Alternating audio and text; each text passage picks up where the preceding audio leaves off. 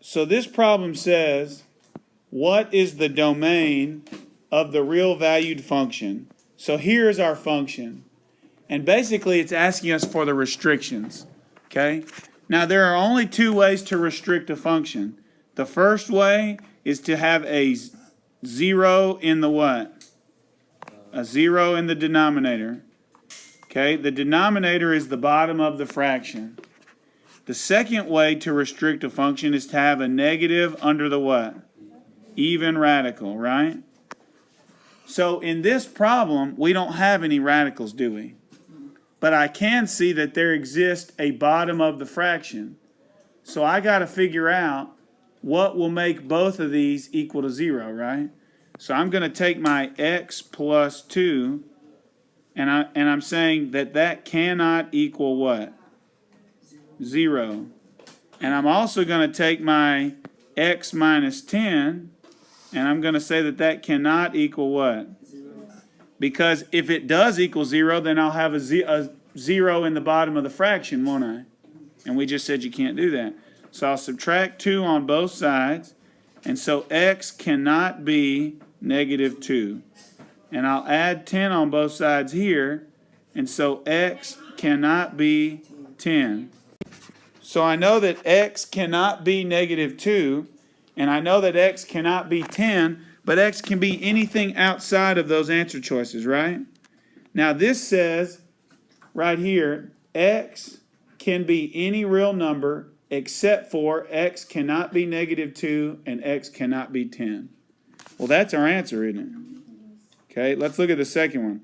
The second one says, x can be any real number as long as x is bigger than 2. Well, we know that's not right because you can plug stuff in that's smaller.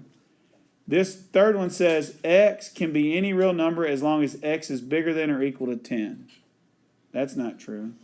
This one says x can be any real number as long as x falls between 2 and what? 5. Well, we know that's wrong also. So the first one's right. X can be any real number except for negative 2 and positive 10. So what did we say our two restrictions were? The two cases where you'll get an undefined. You can't have a 0 in the denominator. That's bad. The denominator is the bottom of the fraction. And you can't have a negative under an even what? Radical. Well, there are no radicals in this piecewise function, are there? But I can see right here I have x plus 1 in the denominator of the fraction, and I have x minus 2 in the denominator of the fraction. So I need x plus 1 to never equal 0. And I need x minus 2 to also never equal 0. And so I'm going to solve both of these. I'm going to subtract 1 on both sides, and so I know that x cannot equal negative 1. And I'm going to add 2 on both sides here, and so I know x cannot equal positive 2, right?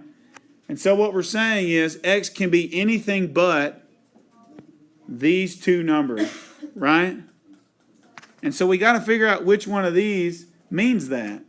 This one says x can be any real number. This r right here, do y'all see this r right here? That means real numbers, okay? So in math, they're kind of lazy. They don't want to write the sentence real numbers, so they make up a symbol that means it. So x can be any real number as long as x is greater than or equal to 4. Well, that's not true. I can plug things in that are less than 4. So A is wrong. The second one says x can be any real number as long as x does not equal negative 1. Well, we also said x couldn't equal what? 2. But now I want you to look at this piecewise function, okay? It gives you the top part, but it says the top part is true as long as x doesn't equal 2. It says when x does equal 2, your output's what? 4. So you can put 2 in, you just use the bottom, don't you? Okay, so that eliminates this restriction right here. So really the only restriction we have on it's that one.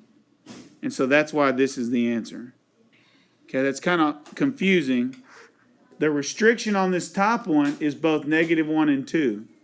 But it's saying here x does not equal 2 for this top part. It's saying when x does equal 2, your output's what? 4.